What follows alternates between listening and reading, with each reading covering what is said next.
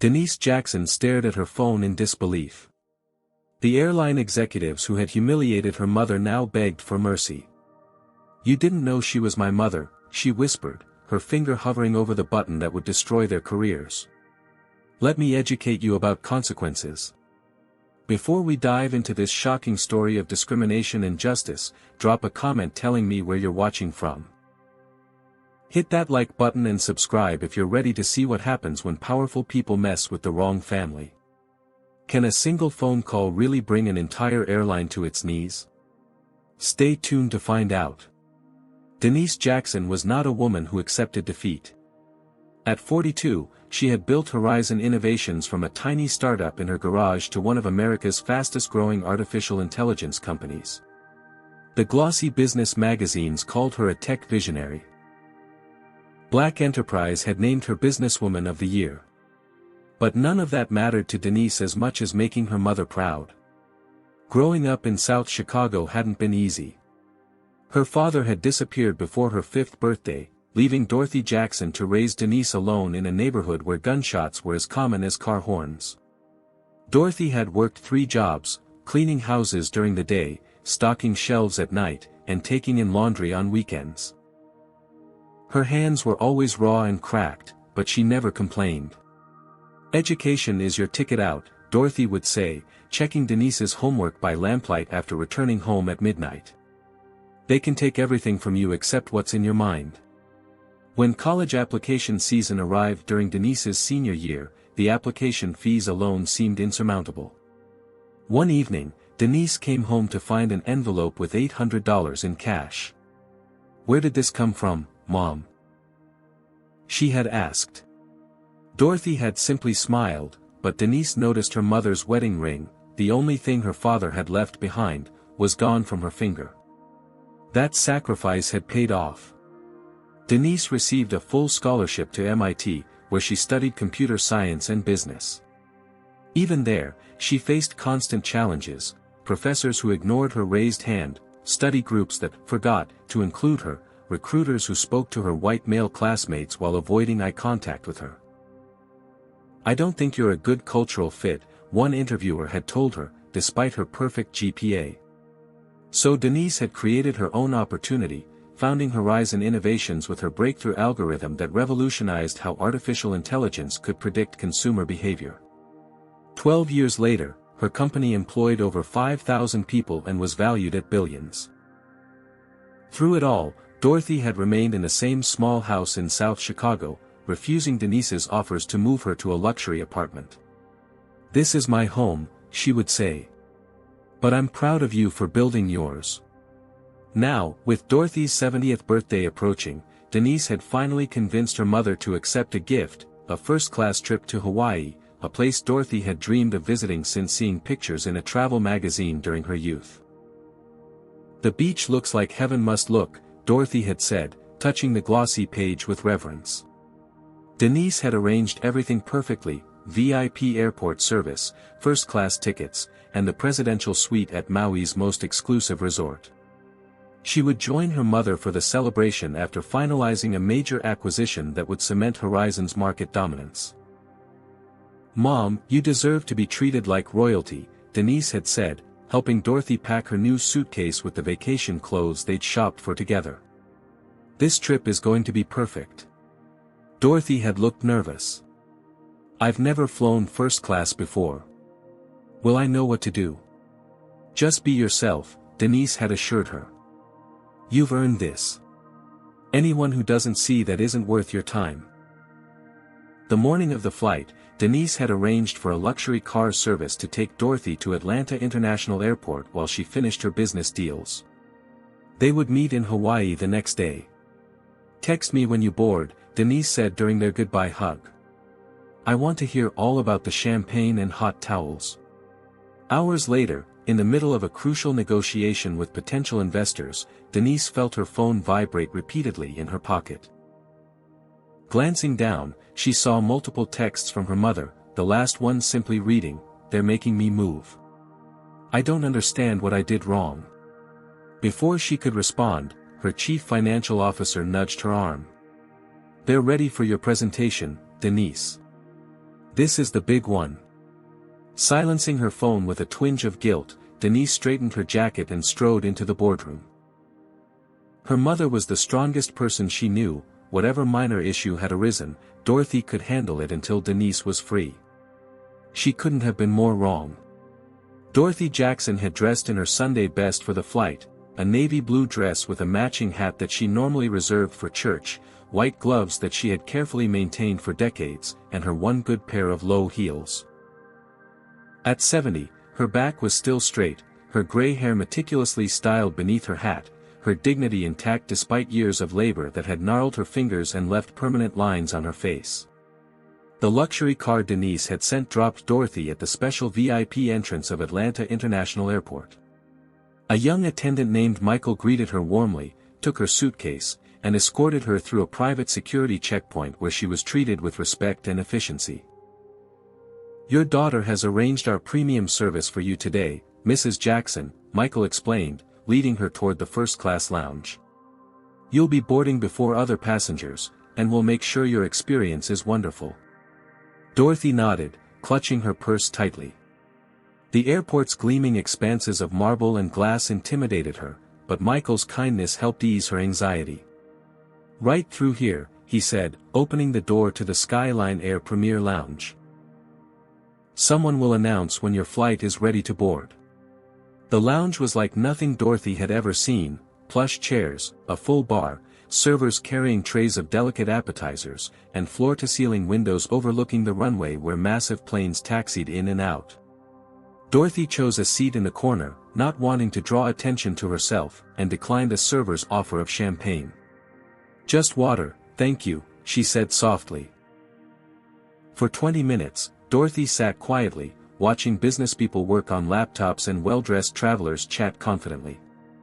She felt out of place but reminded herself of what Denise always said: she had every right to be anywhere her hard work had earned her a spot.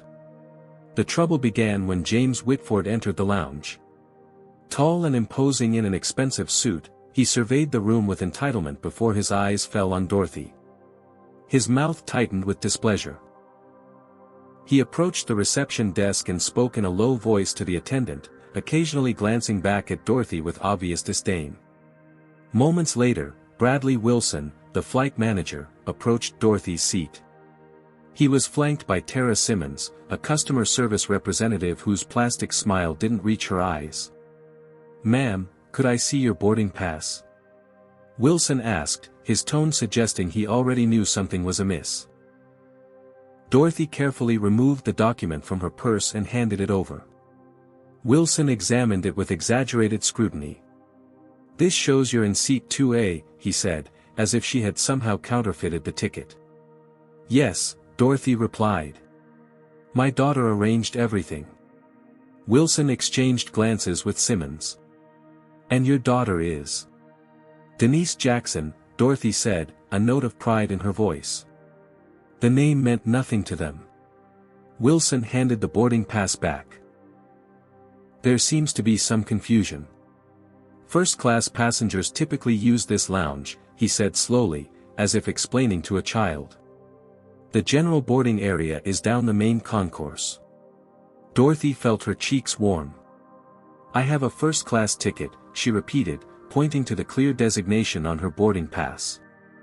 From a few feet away, Whitford loudly remarked to another passenger, "Standards really have fallen. There was a time when certain people knew their place." Wilson didn't acknowledge the comment but turned back to Dorothy.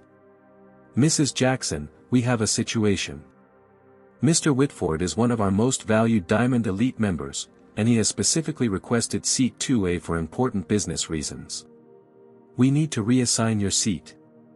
Dorothy straightened her back. "My ticket says 2A. My daughter paid for 2A. Simmons stepped forward, her voice honeyed but her eyes cold. "We understand, but sometimes we need to make adjustments for our priority customers. We'd be happy to offer you a seat in premium economy." "I don't understand," Dorothy said, her voice beginning to tremble slightly. "My daughter specifically arranged. Your daughter should have booked through our Diamond Elite desk if seat assignment was so important," Wilson interrupted. Mr. Whitford requires specific accommodations for business purposes. Dorothy looked at Whitford, who was now openly staring at her with contempt. She had seen that look before, on the faces of people who had told her which water fountains she could use in her youth, on store clerks who had followed her through shops, on real estate agents who had explained that certain neighborhoods weren't available to her family. "I'm not moving," she said quietly but firmly. "My ticket is for seat 2A. Wilson's friendly facade evaporated. "Mrs. Jackson, we can do this the easy way or the difficult way. Skyline Air reserves the right to adjust seating as necessary." Dorothy felt tears threatening but refused to let them fall. She reached for her phone. "I need to call my daughter." "That won't be necessary," Simmons said sharply. "And I must remind you that recording or photographing staff is against airport policy." A young woman sitting nearby had been watching the interaction with increasing alarm. Discreetly, she began filming with her phone. Wilson signaled to a security officer standing near the entrance. "Mrs. Jackson, if you won't cooperate, we'll need to consider this a security issue." "Security?" Dorothy's voice rose slightly. "I've done nothing wrong." "You're creating a disturbance," Wilson said coldly. "Mr. Whitford has status with this airline. We've offered you an alternative seat." The security officer approached, hand resting meaningfully on his taser. "Is there a problem here?" "This passenger is refusing to comply with crew instructions," Wilson said. "She may need to be escorted from the lounge." Dorothy felt the eyes of everyone in the lounge upon her. Some looked away in embarrassment, others watched with detached curiosity, a few seemed to enjoy her humiliation. Only the young woman with the phone showed any concern. "I'll move," Dorothy finally whispered, her dignity in tatters. "I just want to get to Hawaii to see my daughter." Wilson smiled thinly. A wise decision. Rather than the promised premium economy seat, Dorothy found herself squeezed into a middle seat in regular economy, between an overweight man who spilled into her space and a mother with a crying infant. Her knees pressed against the seat in front, and her carefully chosen outfit became crushed and wrinkled. Throughout the flight, she saw Wilson and Simmons walking through first class, lavishing attention on Whitford while studiously avoiding eye contact with her. When she asked a flight attendant for water, she waited 30 minutes before giving up. With trembling fingers, Dorothy sent text after text to Denise, trying to explain what had happened without sounding like she was complaining. The final message was simple: "They're making me move. I don't understand what I did wrong." She didn't know that by the time her plane landed, her humiliation would have become a national story. "And with these signatures, Horizon Innovations officially acquires Neuratech," announced Denise, sliding the contract across the polished conference table. The room erupted in applause. This billion-dollar acquisition would give her company an unbeatable edge in the artificial intelligence market. Champagne corks popped, executives exchanged congratulatory handshakes, and Denise allowed herself a brief moment of satisfaction. As the celebration continued around her, she slipped her phone from her pocket to share the good news with her mother. The screen lit up with notifications: 15 missed calls, 7 voicemails, and 23 text messages. All from Dorothy. Denise's stomach dropped. Something was terribly wrong. She stepped into a quiet corner and began scrolling through the messages, each one more distressing than the last. The final text: "They're making me move. I don't understand what I did wrong," sent ice through her veins.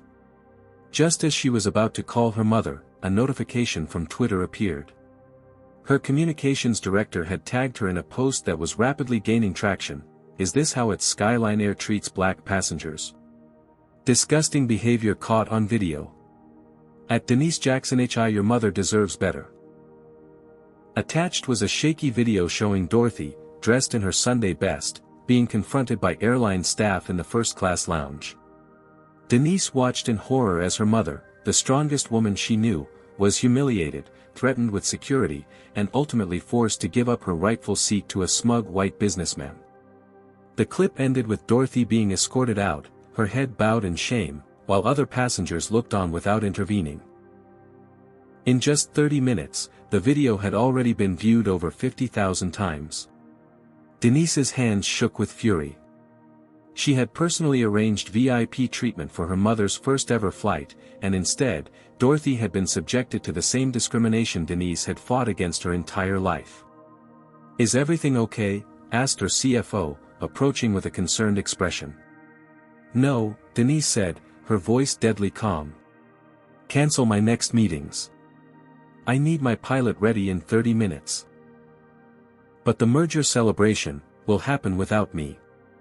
She was already dialing the direct number for Xavier Thompson, CEO of Skyline Air, a number given to her when Horizon had signed a multi-million-dollar corporate travel account with the airline. The call went to voicemail. Denise left a brief message: "This is Denise Jackson, CEO of Horizon Innovations. Your staff just publicly humiliated my 70-year-old mother. Call me back immediately." Her next call was to her chief legal counsel.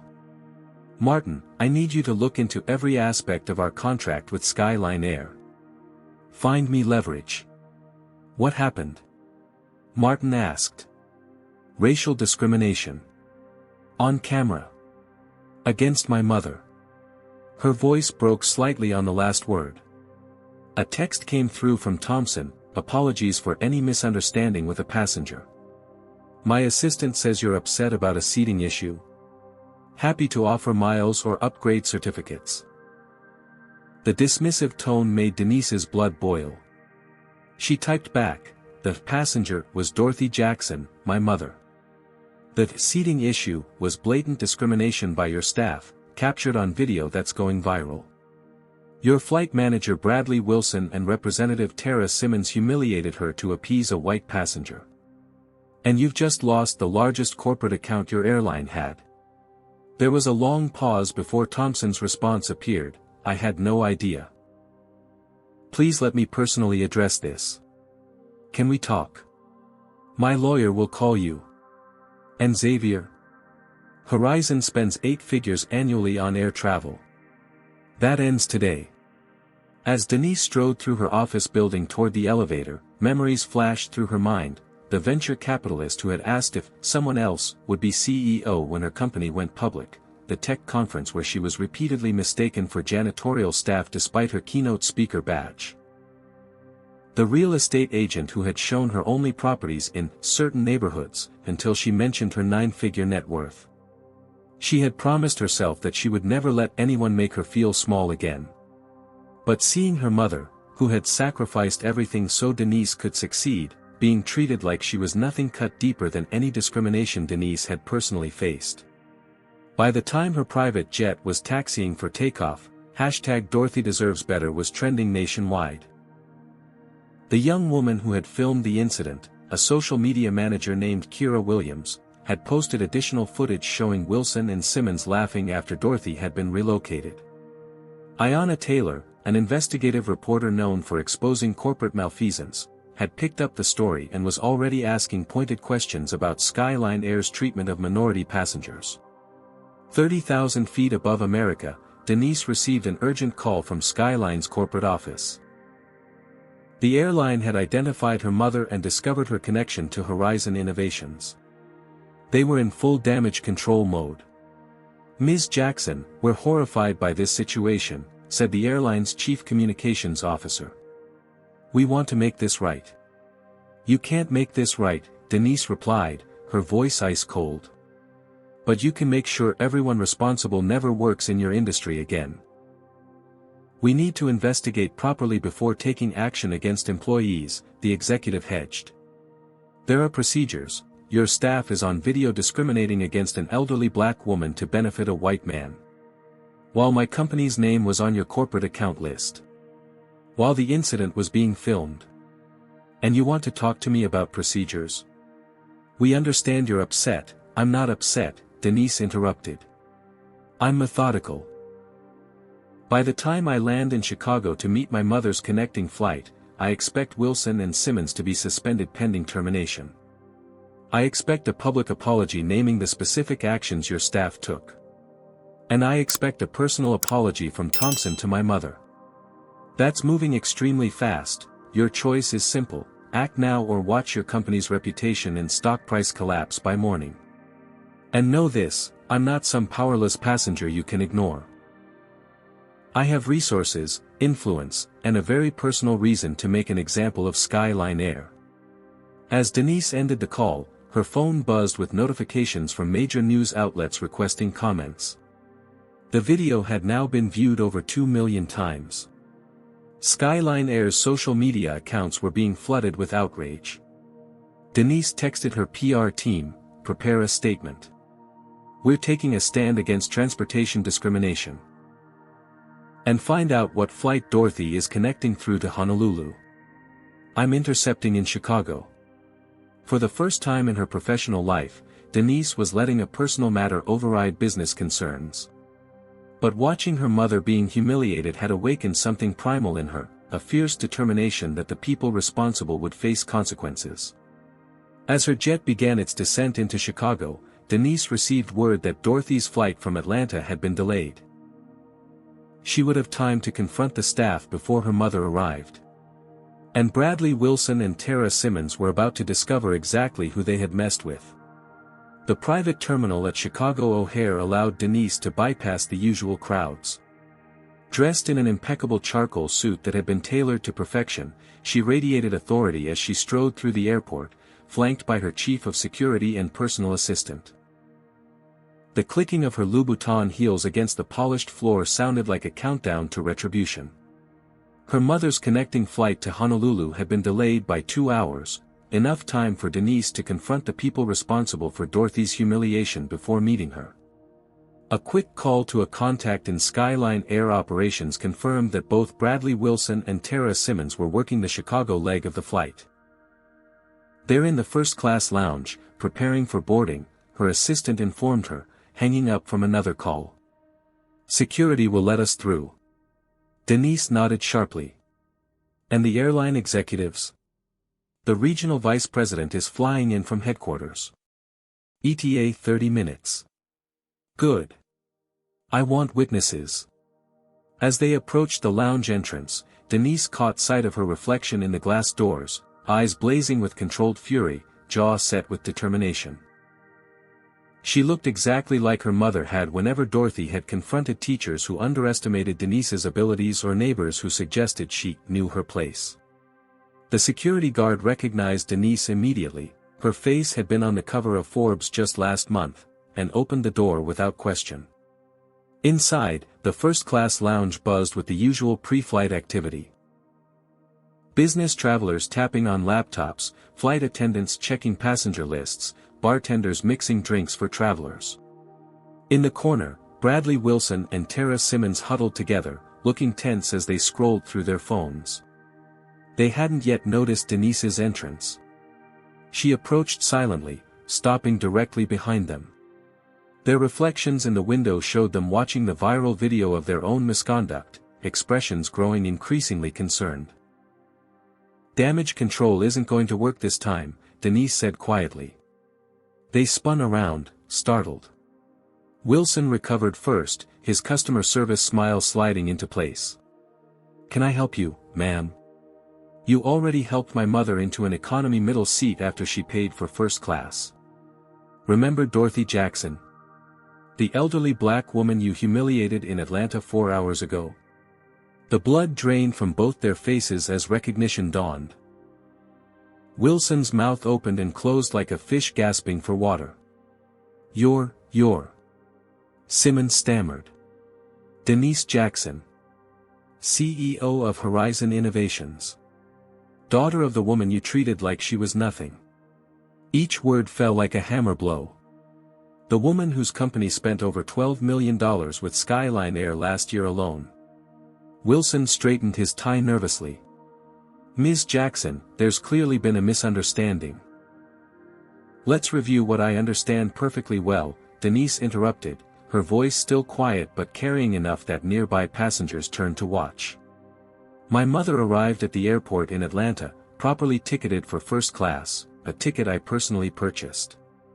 She was approached by you, Mr. Wilson, and you, Ms. Simmons, at the request of a white passenger named James Whitford, who wanted her seat." She stepped closer, her gaze locked on Wilson's increasingly panicked eyes. "When my mother refused to give up the seat she had paid for, you threatened her with security. You called her presence a disturbance. You ultimately forced her into an economy seat that crushed her arthritic knees for 3 hours. All of this was captured on video and has now been viewed by over 5 million people." Wilson glanced desperately around the lounge, as if searching for an escape route. "We were following protocol for Diamond Elite members." "Let me stop you right there," Denise cut in. "I'm also a Diamond Elite member. The protocol says nothing about displacing ticketed first-class passengers to accommodate others. Shall I quote the terms and conditions? Or would you prefer to explain why this protocol seems to only apply when the ticketed passenger is black and the elite member is white?" Simmons tried a different approach. "Ms. Jackson, we deeply regret any discomfort your mother experienced, but Mr. Whitford had specific accessibility needs that."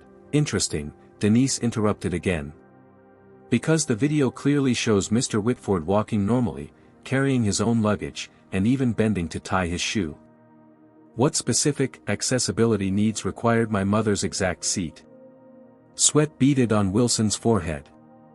"There were multiple factors in our decision, such as operational considerations that aren't visible to passengers." Denise smiled coldly. "Fortunately, I obtained a flight manifest and seat assignments." She nodded to her assistant, who handed her a tablet. "There were 3 empty first-class seats on that flight. You could have moved Mr. Whitford to any of them. Instead, you specifically targeted my mother. Security footage I've obtained shows you approaching no other passengers about seat changes." She swiped through images on the tablet. "Only the elderly black woman traveling alone." Wilson's professional demeanor cracked. "Look, these things happen all the time in air travel. Passengers get moved. It's not personal." "Not personal." Denise's voice finally rose. "My mother worked 3 jobs to put me through school. She sold her wedding ring to pay for my college applications. She has never once in 70 years been on a luxury vacation. I finally convinced her to accept first-class tickets as a birthday gift, and you humiliated her in front of a terminal full of people because you decided she didn't belong there." Other lounge occupants had stopped pretending not to listen and were openly watching the confrontation. Several had their phones out, undoubtedly recording. "We didn't know she was your mother," Simmons blurted out, immediately realizing her mistake. Denise's eyes narrowed. "So you admit you would have treated her differently if you'd known she was related to someone powerful?" "That's exactly the problem, Ms. Simmons. You saw an elderly black woman and decided she was disposable. The lounge doors opened, and 3 men in expensive suits rushed in, Skyline Air executives arriving for damage control. The regional vice president, Alan Parker, approached with his hand extended. "Ms. Jackson, I can't express how deeply we regret this situation. I've come personally to assure you that Skyline Air does not condone." "Save it," Denise cut him off. "Your airline had no problem with discrimination until you realized who my mother was and how much money you were about to lose." Parker's professional smile faltered. "That's not fair. We take all customer complaints seriously." "Really?" "Because I've spent the last hour reviewing customer service complaints against your airline." She nodded to her assistant, who handed her another tablet. 63 complaints of racial discrimination in the past year alone. All dismissed or addressed with form letter responses offering discount codes. Wilson and Simmons exchanged nervous glances. Parker looked stunned. "How did you access those records?" he asked. "I have resources," Denise replied simply. "And motivation." The lounge fell silent as the automatic doors opened again. Dorothy Jackson entered slowly, still dressed in her now wrinkled Sunday best, exhaustion evident in every line of her face. When she saw Denise, her eyes filled with tears. Denise? What are you doing here? I thought we were meeting in Hawaii. Denise crossed the room in 4 quick strides and embraced her mother. Change of plans, Mom. I couldn't let you make the rest of this journey alone. Over Dorothy's shoulder, Denise fixed the airline staff with a stare that could have frozen lava. Wilson and Simmons seemed to physically shrink under her gaze. Dorothy pulled back, noticing the airline employees for the first time. Her spine straightened, dignity returning to her bearing despite her exhaustion. Those are the people from Atlanta, she said quietly to Denise. I know, Mom. Dorothy shook her head. You didn't need to come all this way. I would have been fine. This isn't just about you being fine, Mom. It's about them being wrong. Denise turned to the executives. My mother suggested I should forgive and forget. That's what she always taught me when people treated us badly because of the color of our skin. She stepped toward them, her voice dropping to a dangerous whisper. But I learned another lesson growing up. Sometimes, you have to stand your ground. Sometimes, consequences are the only language people understand. Parker stepped forward, desperation evident. Ms. Jackson, we want to make this right. We'll upgrade your mother to first class for the remainder of her journey, provide compensation. Too late, Denise cut him off. My private jet will take us to Hawaii. But before we leave, I want Mr. Wilson and Ms. Simmons to apologize to my mother. Not to me. Not to Horizon Innovations.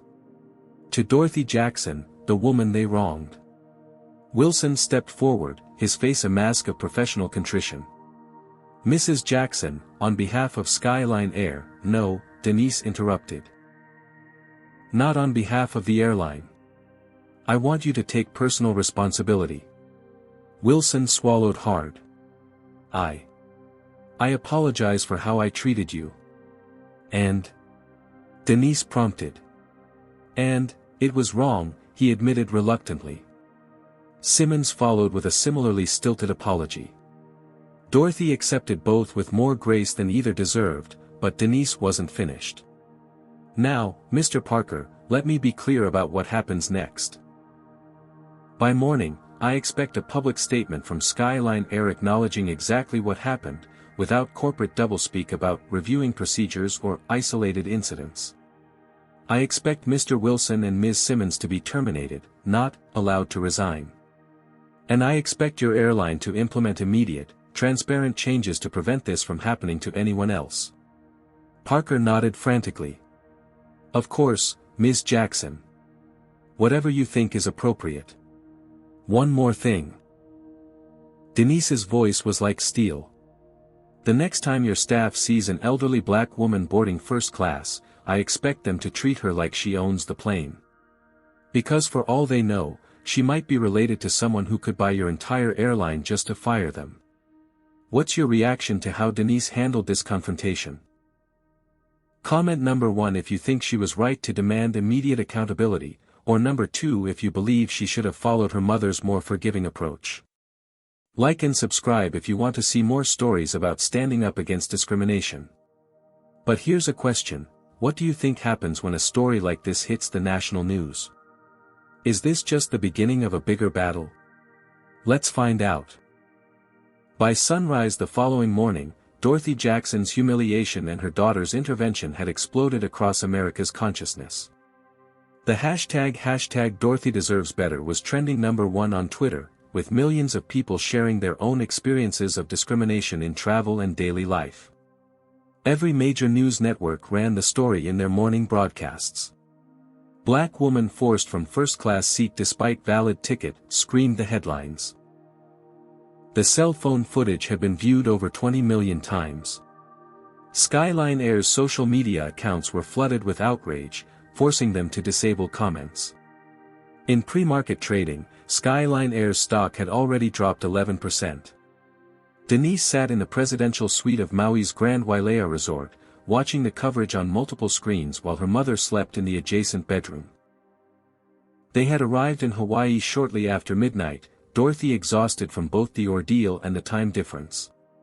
The airline had released a statement at 2 a.m. Eastern Time, clearly rushed and inadequate. Skyline Air regrets the misunderstanding regarding a passenger's seating assignment. We are investigating the incident and will take appropriate action. We value all our customers and do not discriminate based on race or other factors. The vague corporate language had only fueled public anger. Hashtag boycott Skyline Air was now trending alongside hashtag Dorothy deserves better. Denise's phone rang, her PR director calling with updates. The statement from Horizon just went live, Tamara informed her. It's already being widely shared and quoted. Denise had personally crafted the company's response. Yesterday, my mother, Dorothy Jackson, experienced something no passenger should ever face. Blatant discrimination by Skyline Air staff who removed her from her rightfully purchased first-class seat to accommodate a white passenger. As a CEO, I understand corporate responsibility. As a daughter, I understand personal pain.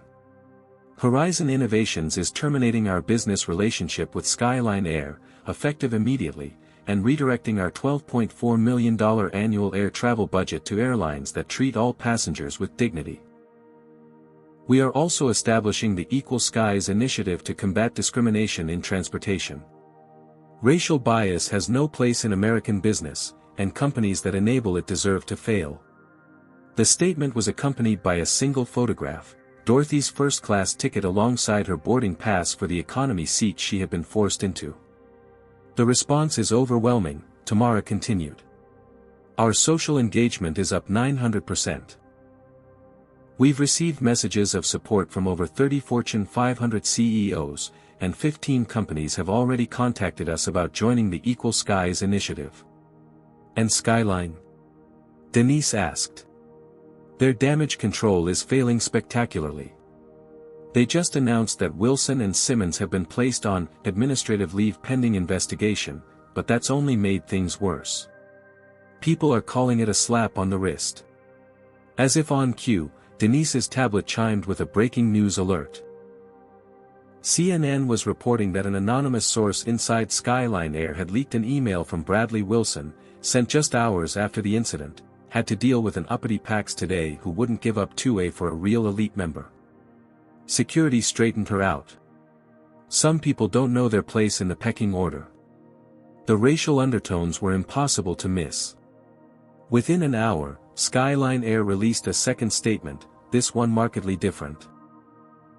Skyline Air acknowledges that our staff members Bradley Wilson and Tara Simmons engaged in unacceptable conduct that resulted in discrimination against Mrs. Dorothy Jackson.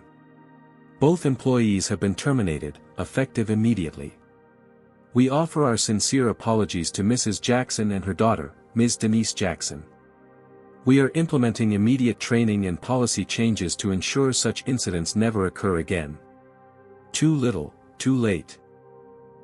The internet had already identified James Whitford, the passenger who had demanded Dorothy's seat. He was a vice president at a prominent financial firm, and his company had quickly issued a statement, "We are aware of an incident involving our employee and are investigating. The reported behavior does not reflect our corporate values." By mid-morning, 5 major corporations had announced they were reconsidering their contracts with Skyline Air.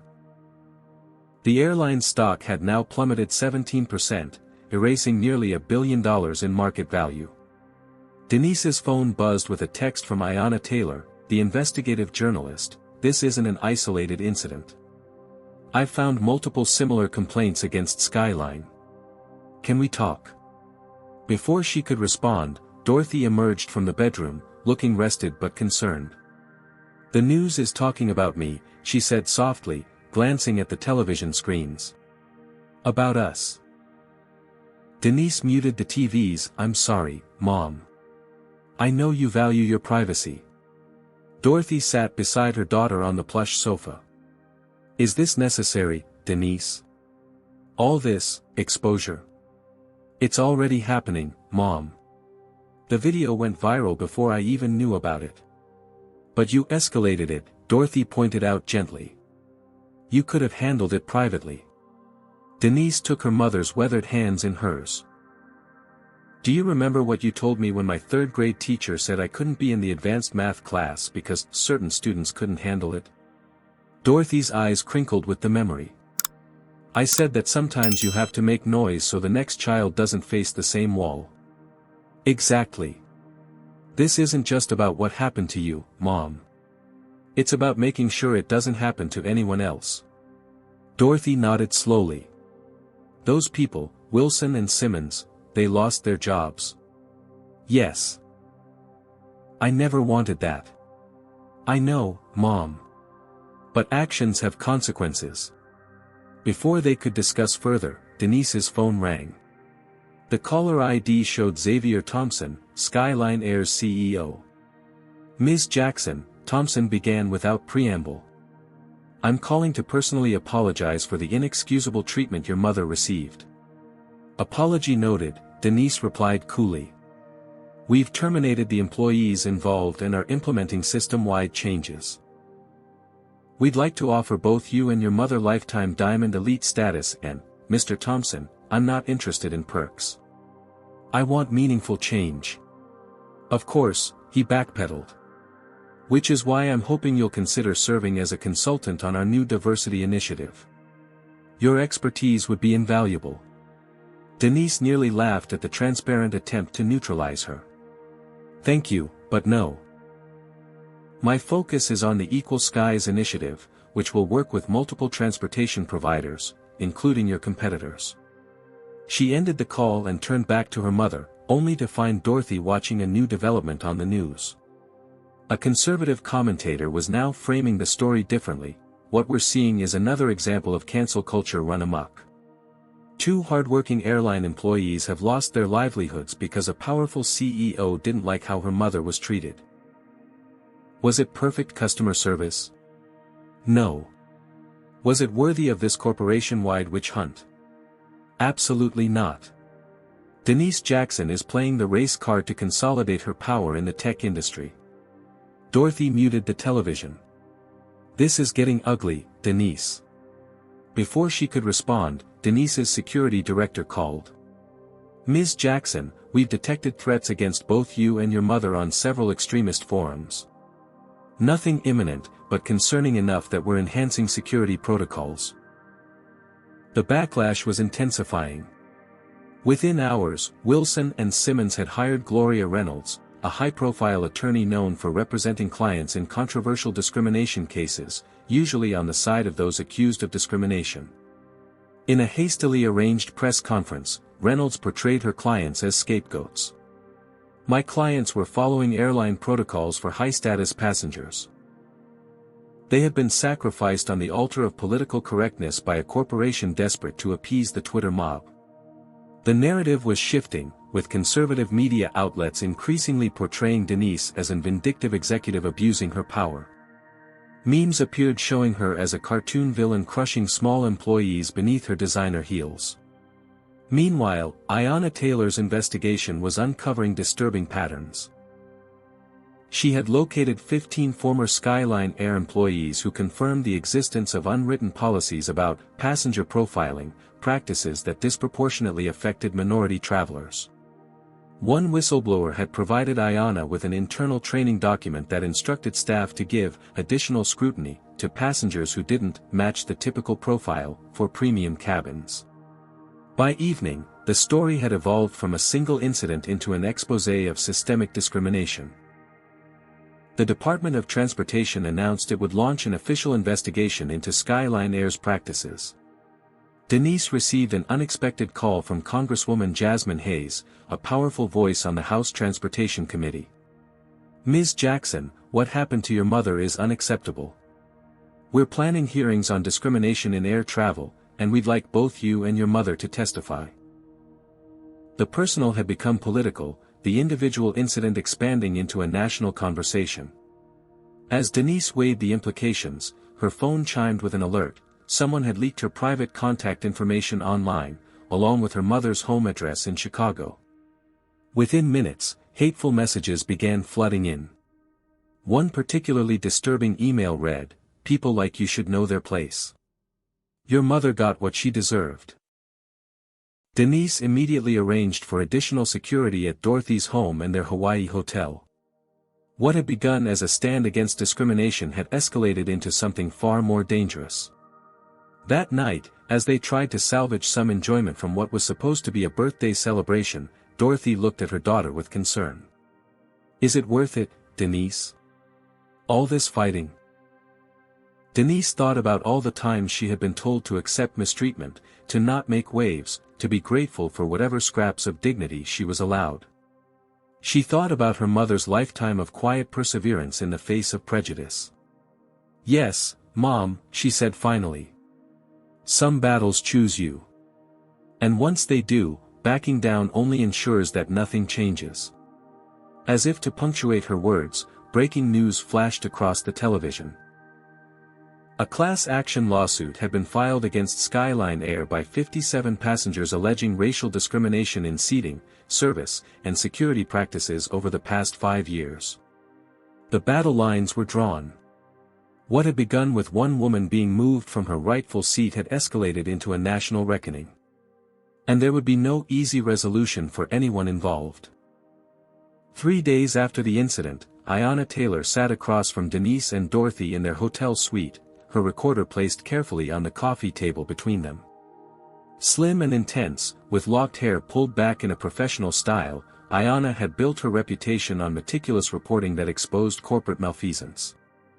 "Thank you for agreeing to this interview," she began. "I know you've received countless media requests." Denise nodded. "Your track record of honest reporting is why we chose to speak with you first."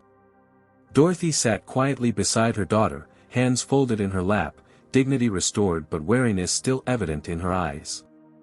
"Mrs. Jackson," Ayanna began gently, "would you mind walking me through exactly what happened on that flight?"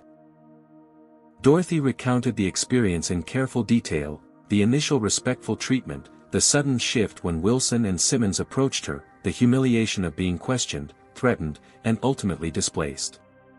"The hardest part wasn't the uncomfortable seat," Dorothy concluded.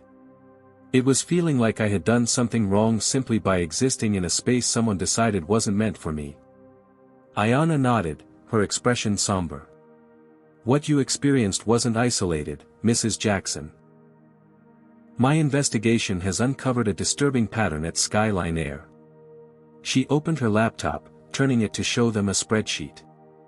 "I've identified 78 complaints filed against Skyline in the past 18 months that mirror your experience: minority passengers with valid first-class or business-class tickets being downgraded, questioned, or subjected to additional scrutiny." Denise leaned forward.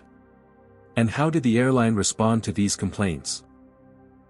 "That's where it gets even worse," Ayanna replied, scrolling through the document. 92% received a form response offering discount codes for future flights. 6% received slightly personalized responses but no meaningful resolution. Only 2%, cases involving celebrities or public figures, received substantive attention. She turned to a new document on her screen.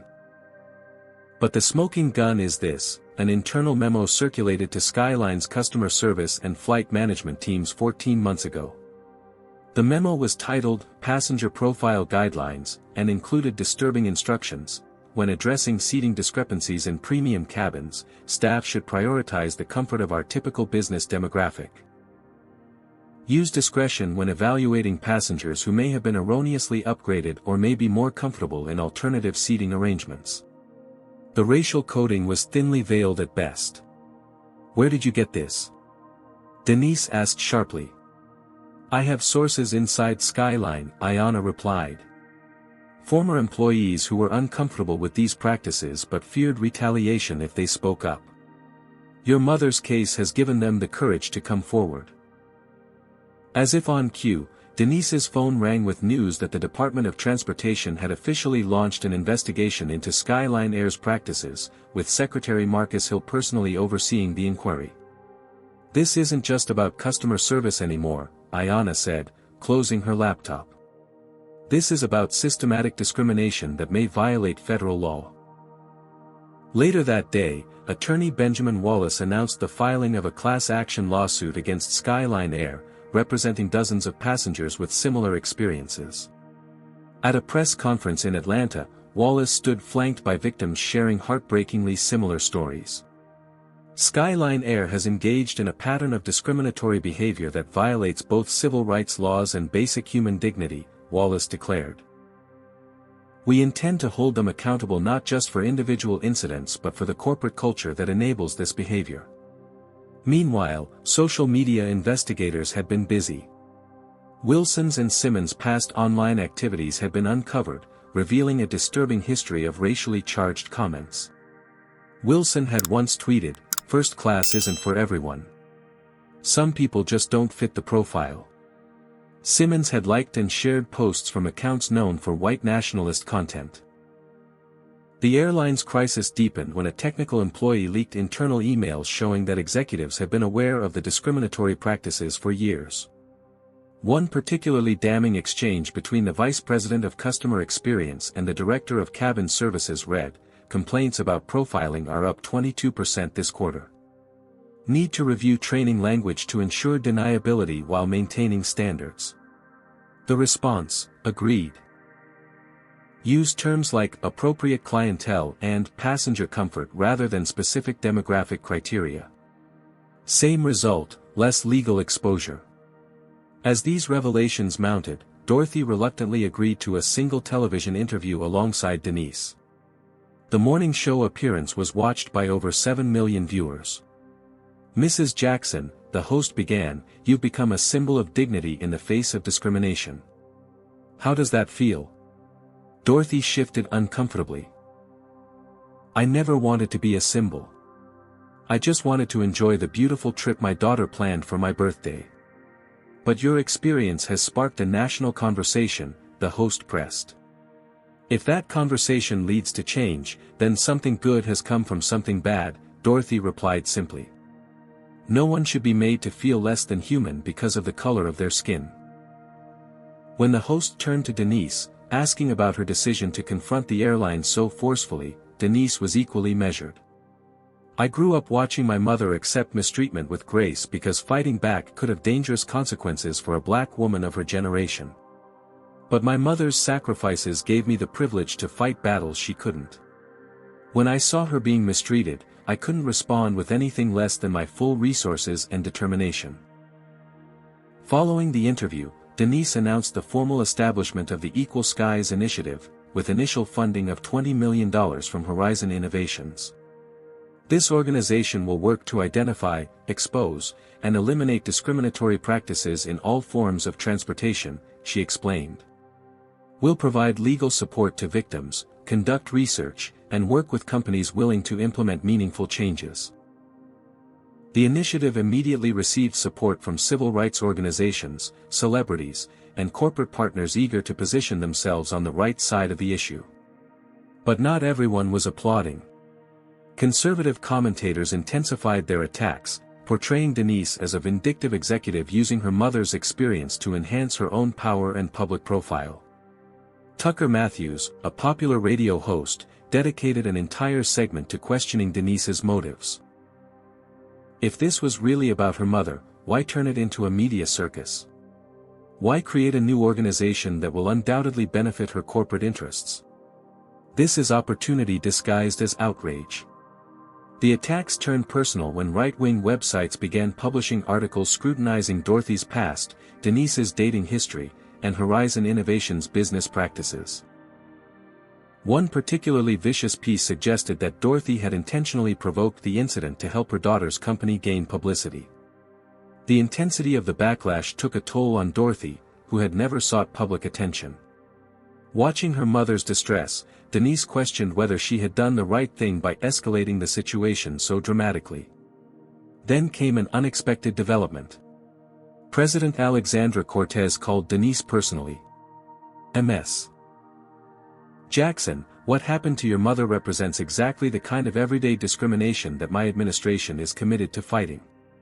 We'd like to invite both of you to the White House to discuss how federal policies might address transportation discrimination more effectively. The presidential attention elevated the issue further, making it impossible for Skyline Air to treat it as an isolated incident or a public relations problem.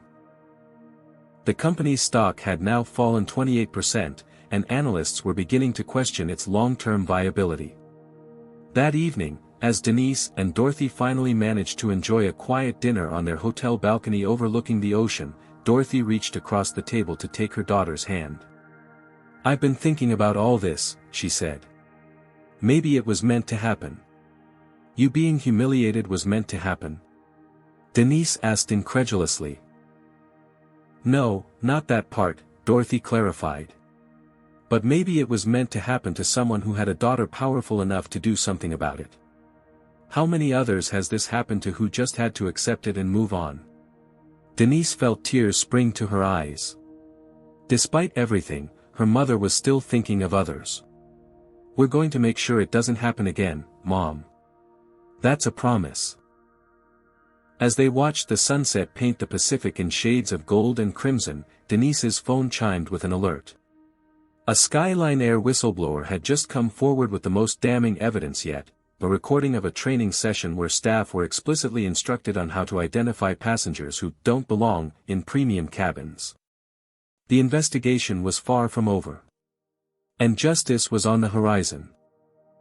"This is a clear case of defamation and wrongful termination," declared Gloria Reynolds, standing on the courthouse steps beside her clients, Bradley Wilson and Tara Simmons.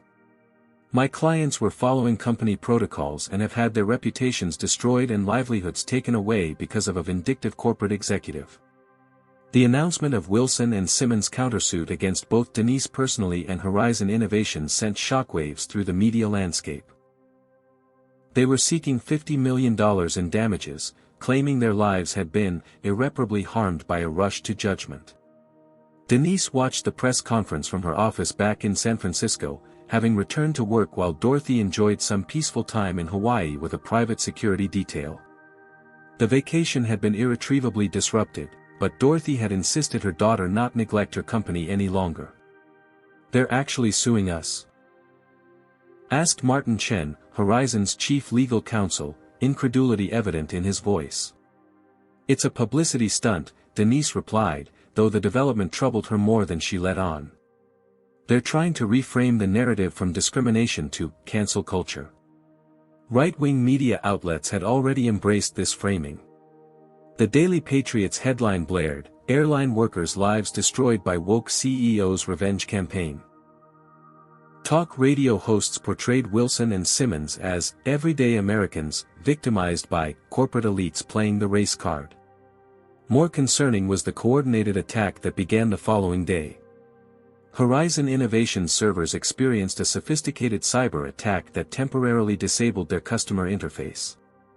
Though the company's security team quickly contained the breach, the message was clear: powerful interests were aligning against Denise.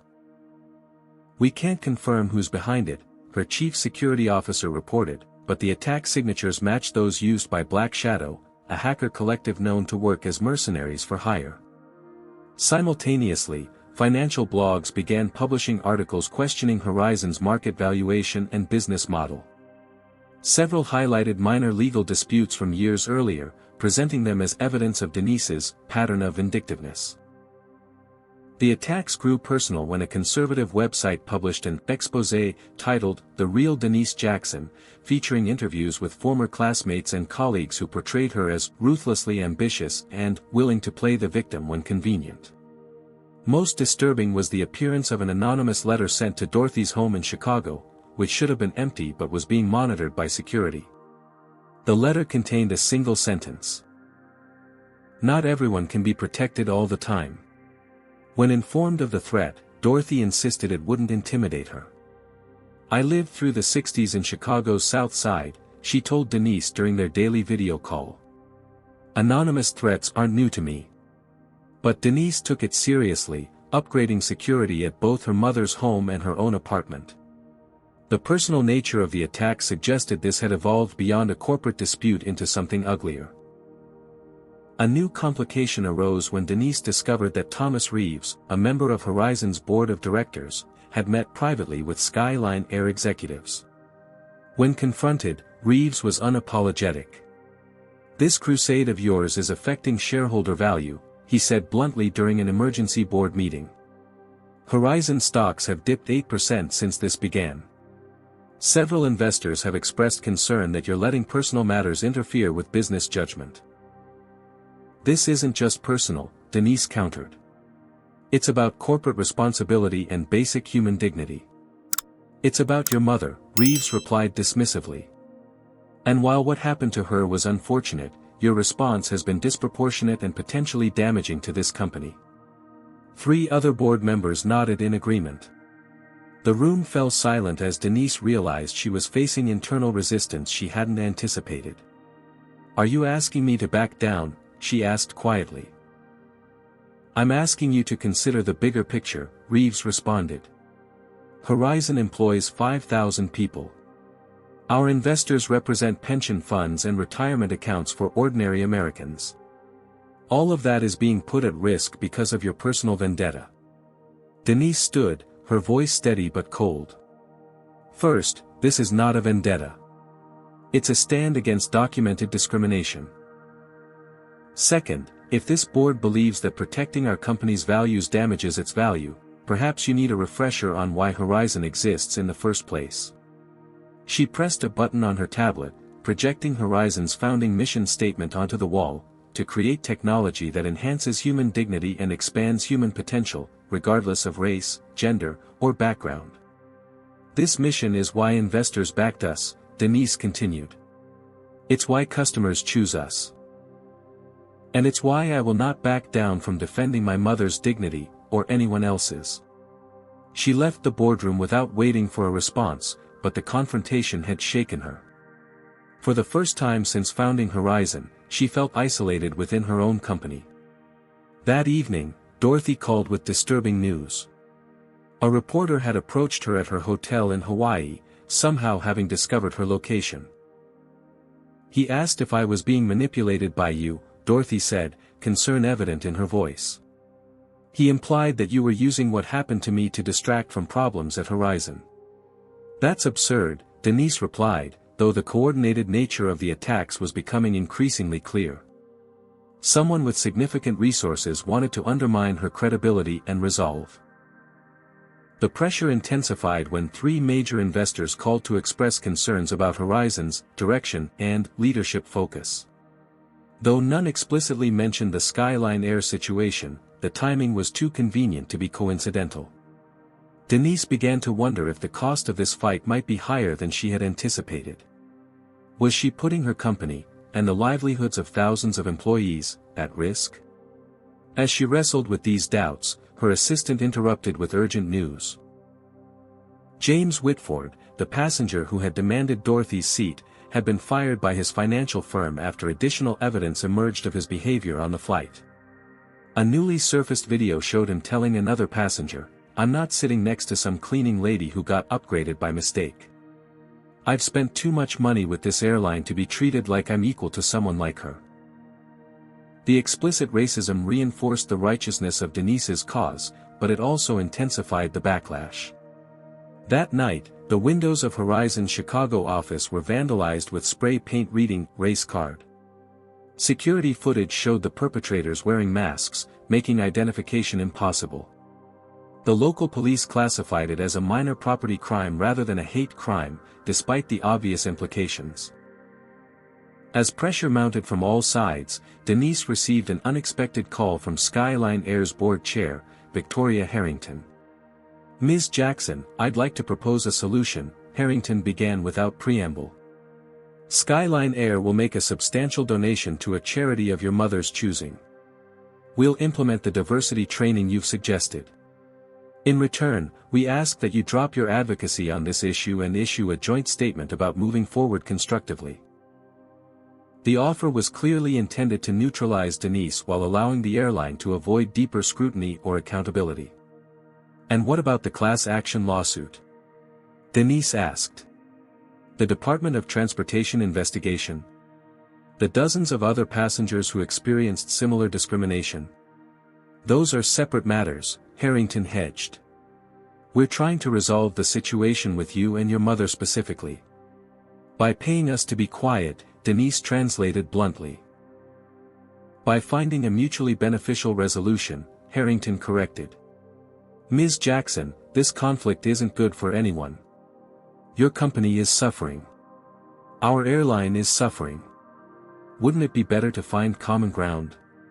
The temptation to end the fight was real.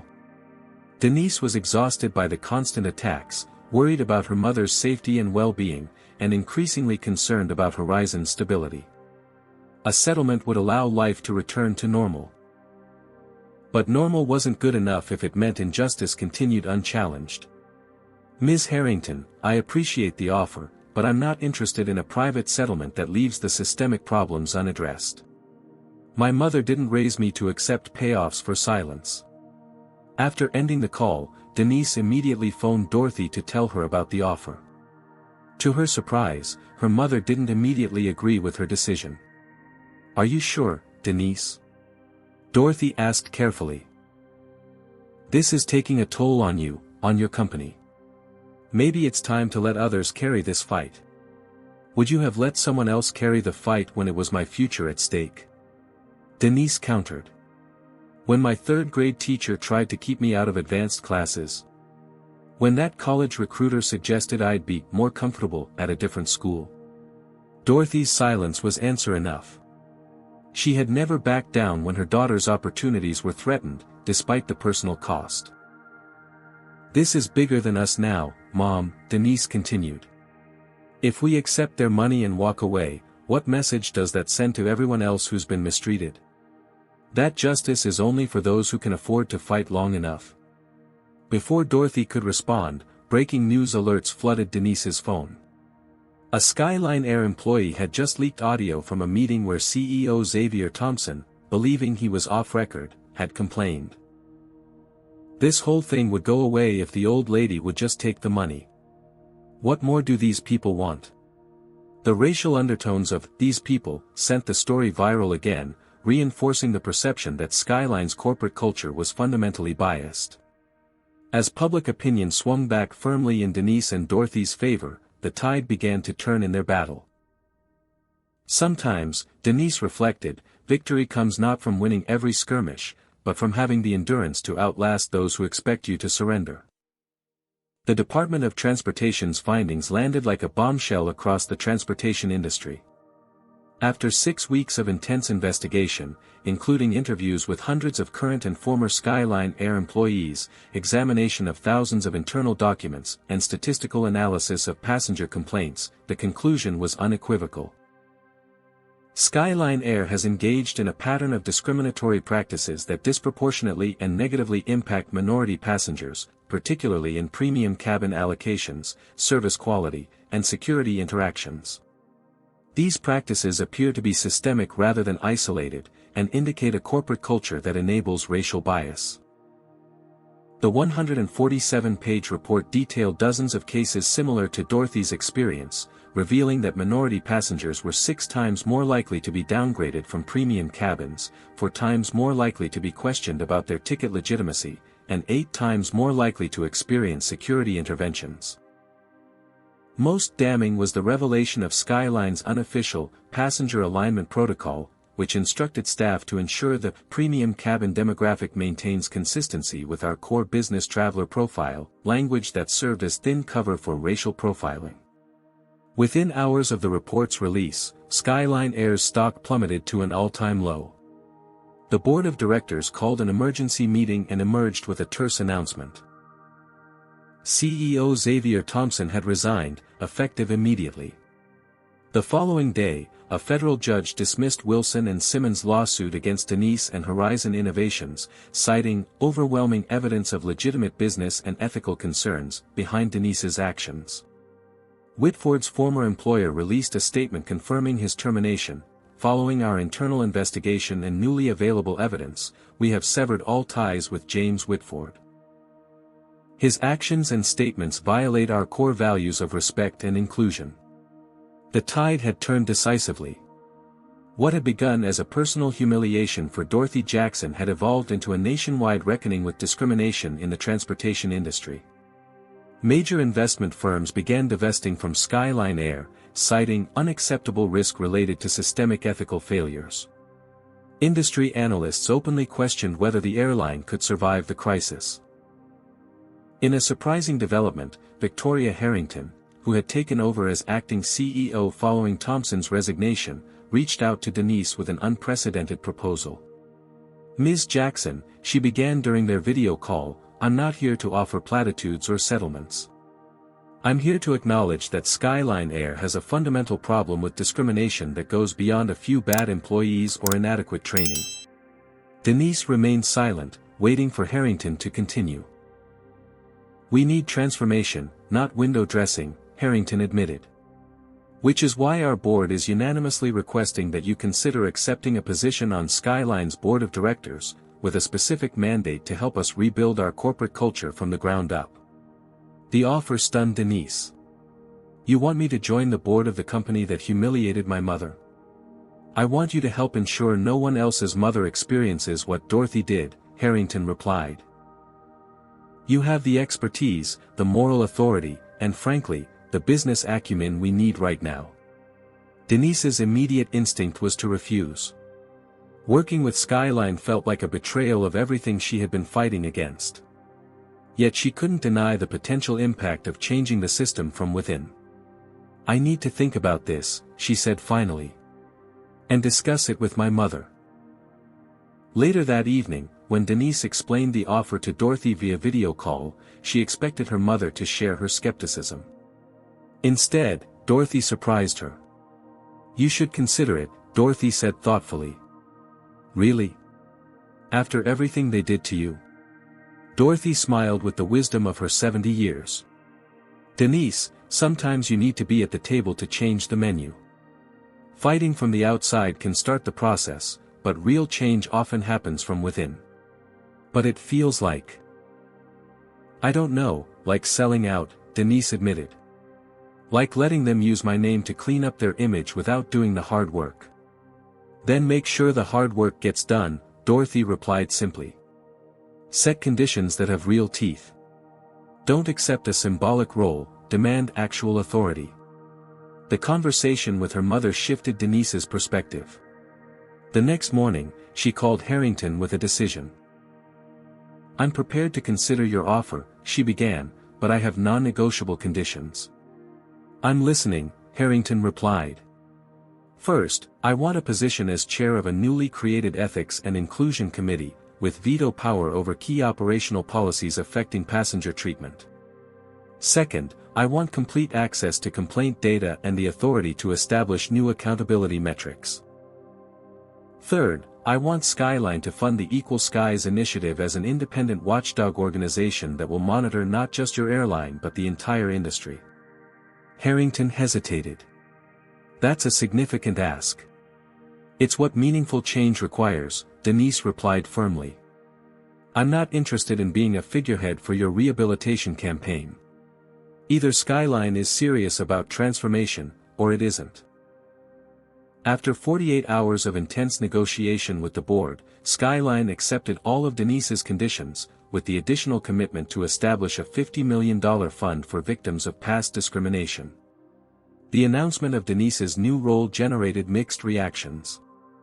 Many praised her willingness to work for change from within the system, while some critics accused her of selling out to the very corporation she had been fighting. Ayanna Taylor, the investigative journalist who had helped expose Skyline's discriminatory practices, defended Denise's decision in a widely shared opinion piece. "Those criticizing Jackson's decision to join Skyline's board misunderstand the nature of effective advocacy. Real change requires both external pressure and internal champions willing to do the unglamorous work of systemic reform. Jackson has secured unprecedented authority to reshape a major corporation's approach to racial equity. This isn't capitulation, it's strategic infiltration." As the dust settled on the public battle, Horizon Innovations experienced an unexpected benefit. The company's stock reached an all-time high as investors recognized Denise's principled leadership as an asset rather than a liability. Thomas Reeves, the board member who had pressured her to back down, quietly resigned, citing personal reasons. Meanwhile, Dorothy had returned to Chicago, where she launched a community program helping disadvantaged youth visit college campuses, trips funded by a personal donation from Victoria Harrington, who had been moved by Dorothy's grace throughout the ordeal. Most surprisingly, Denise received a handwritten letter from James Whitford, the passenger whose demand for Dorothy's seat had triggered the entire sequence of events. Ms. Jackson, the letter began, "There is no excuse for my behavior on that flight or for the hurt I caused your mother. Losing my job and facing public scrutiny has forced me to confront the prejudices I denied having. I am deeply ashamed and am working with a therapist to understand and change my attitudes. I don't expect forgiveness, but I wanted you to know that your stand for justice has changed at least one person who was part of the problem." When Denise shared the letter with Dorothy, her mother nodded thoughtfully. "Consequences aren't punishment, Denise. They're education. Sometimes people need to lose something valuable before they understand the value of what others have lost through their actions." 3 months after the initial incident, Skyline Air emerged with new leadership, new policies, and a transformed corporate culture. Former employees who had been fired or pushed out for raising concerns about discrimination were invited back with compensation for lost wages. The Equal Skies initiative had expanded beyond Skyline to work with transportation providers across the country, establishing industry-wide standards for equitable treatment of all passengers.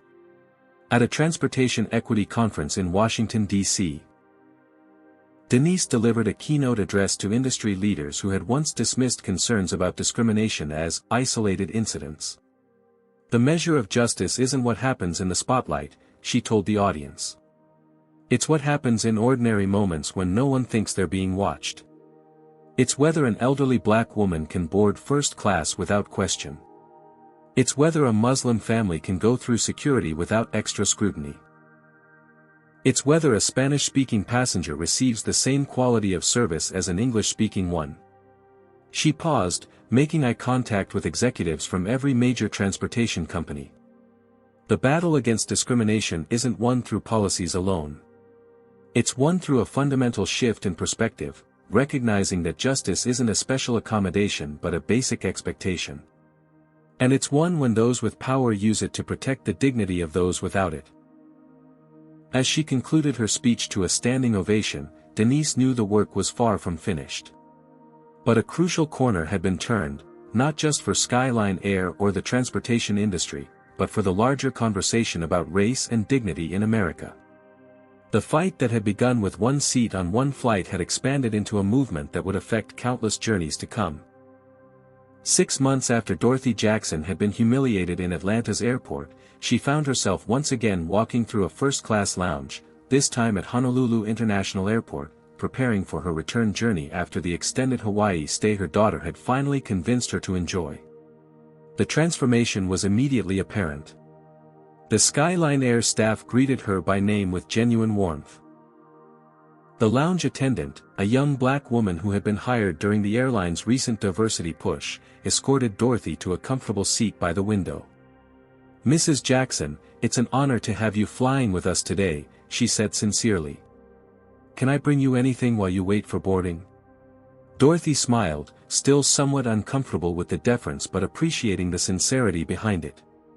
"Just some water would be lovely, thank you." As she gazed out at the tropical paradise she was reluctantly leaving, Dorothy reflected on how much had changed in half a year. What had begun as a birthday trip derailed by discrimination had evolved into something far more significant than she could have imagined. The transformed Skyline Air now served as an industry model for inclusive practices. The all-white executive team had been replaced by diverse leadership that better reflected America's population. New training programs, developed with input from civil rights organizations, had replaced the problematic, passenger profiling approaches of the past. Most importantly, the company had implemented Denise's dignity metrics, accountability measures that tracked treatment of passengers across demographic categories and tied executive compensation directly to equitable outcomes. Dorothy's quiet contemplation was interrupted when Denise arrived, having just concluded a board meeting at Skyline's Honolulu offices. "Ready for the real first-class experience you deserved 6 months ago, Mom?" Denise asked, sitting beside her mother. Dorothy patted her daughter's hand. "I'm just happy to be spending time with you without crisis management interruptions." The crisis had indeed consumed months of their lives. The Department of Transportation investigation had expanded into a broader industry-wide review. Congressional hearings had featured testimony from dozens of passengers who had experienced similar discrimination. The class action lawsuit against Skyline had been settled for a record amount, with funds distributed to verified victims of the airline's former practices. Throughout it all, Denise had worked tirelessly, dividing her time between running Horizon Innovations and helping transform Skyline Air through her board position. The Equal Skies initiative had grown into a respected watchdog organization with chapters in every major city, monitoring transportation equity and providing legal support to those experiencing discrimination. "Have you heard the latest about Wilson and Simmons?" Denise asked, referring to the flight manager and customer service representative who had initiated Dorothy's ordeal. Dorothy shook her head. She had deliberately avoided following news about the individuals involved. "They've been effectively blacklisted from the transportation industry," Denise explained. "Neither has secured comparable employment. They're still giving interviews to conservative media claiming they were scapegoats, but their lawsuit was dismissed with prejudice last month." Dorothy sighed. "I never wished for them to suffer, Denise." "I know, Mom. That's why you're a better person than most." Denise squeezed her mother's hand. "But actions have consequences. They still refuse to acknowledge any wrongdoing." The contrast between Wilson and Simmons' defiance and the transformation happening elsewhere was stark. Ayanna Taylor had won the prestigious Pulitzer Prize for her investigative series that had exposed not just Skyline's discrimination but similar patterns across the transportation industry. Her reporting had triggered reviews of practices at railways, bus companies, and ride-sharing services. "Your interview with Ayanna made a real difference," Denise noted. "People connected with your dignity, your humanity." Dorothy nodded modestly. "I just told the truth." Sometimes, Denise reflected, the simplest acts were the most revolutionary, like an elderly black woman insisting on her right to occupy the space she had paid for. As they boarded the flight to San Francisco, the flight attendant escorted Dorothy to seat 2A, the same seat designation she had been denied 6 months earlier. The symbolism wasn't lost on either woman. Once settled, Dorothy gazed out the window at the Hawaiian coastline disappearing beneath the clouds. "You know what makes me happiest about all this?" "What's that?" Denise asked. "The program we started for young people." Dorothy's eyes sparkled with pride. Those children visiting college campuses, seeing possibilities they never imagined, that's the real victory.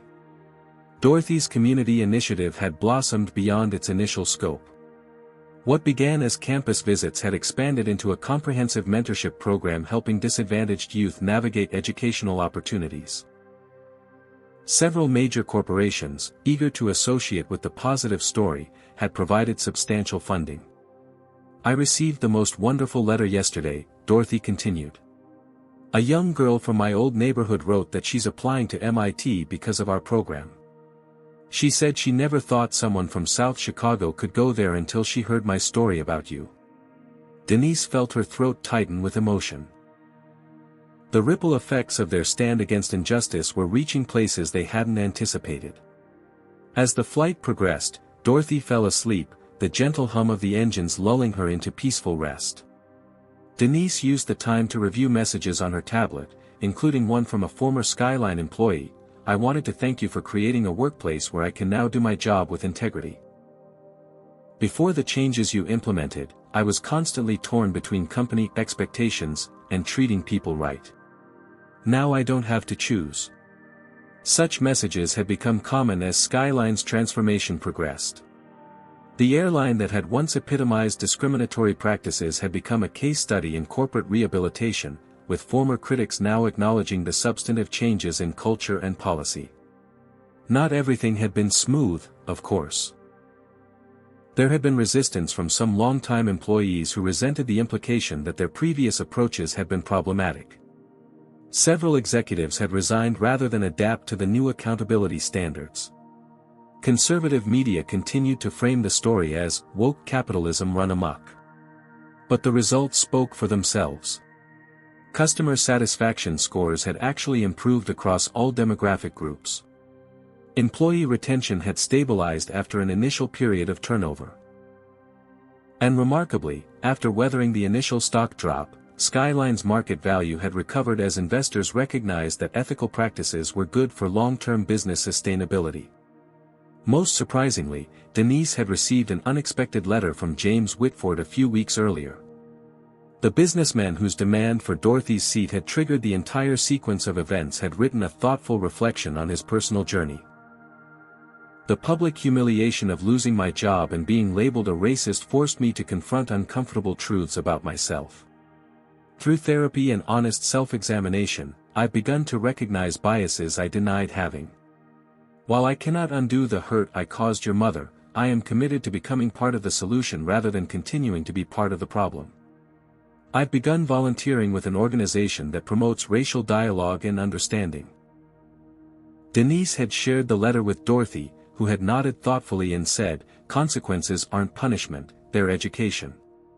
Sometimes people need to lose something valuable before they understand the value of what others have lost through their actions. That wisdom, so characteristic of her mother, had informed Denise's approach to Skyline's transformation. Rather than focusing on punitive measures, she had emphasized educational opportunities, creating systems that rewarded inclusive behavior while making discrimination costly in both professional and financial terms. As their plane began its descent into San Francisco, Dorothy awakened and glanced at her daughter. "Penny, for your thoughts?" she asked. "I was just thinking about how a single moment can change everything," Denise replied. "If you hadn't been moved from your seat that day, something else would have happened eventually," Dorothy finished. "The problem was there long before I stepped on that plane. I was just the spark that lit a fire that was waiting to happen." The wisdom in her mother's perspective struck Denise anew. Throughout her life, Dorothy had demonstrated an extraordinary ability to see individual experiences within their broader context, to understand that personal indignities were often symptoms of systemic problems. As they deplaned in San Francisco, several passengers recognized them and offered quiet words of gratitude or encouragement. Their story had resonated with so many people who had experienced similar treatment but lacked the platform or resources to fight back. In the terminal, a Skyline Air executive greeted them with respect rather than the performative deference that had characterized the company's initial damage control efforts. "Mrs. Jackson, MS. Jackson, I hope your flight was comfortable," she said sincerely. "I wanted to personally thank you both for your contributions to making our airline better for all passengers." The woman, Skyline's new chief inclusion officer, briefly updated them on recent progress, unconscious bias training completion rates, demographic data on promotions and customer satisfaction, and plans for further improvements. The metrics-based approach had been Denise's insistence, replacing vague commitments with measurable outcomes. As they were driven to Denise's San Francisco apartment, Dorothy gazed out at the city with a thoughtful expression.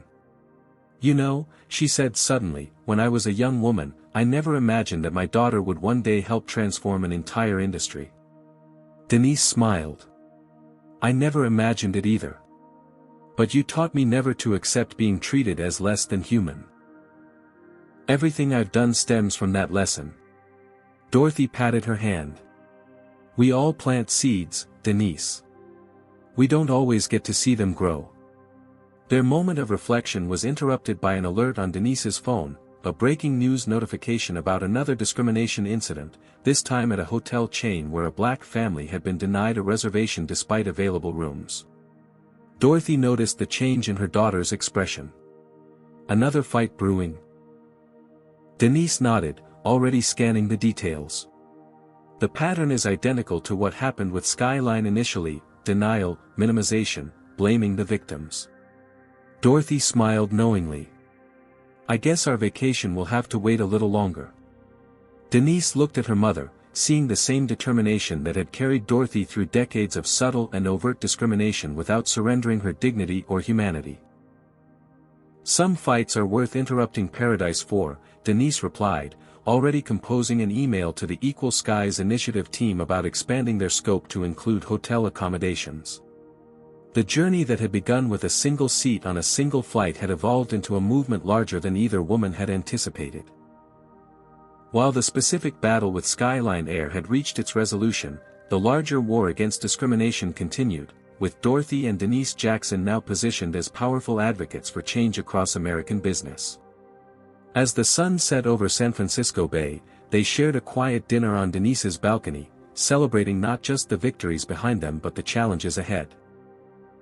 The path forward would not be easy, but they would walk it together, a mother who had endured discrimination with dignity and a daughter who had transformed that dignity into power.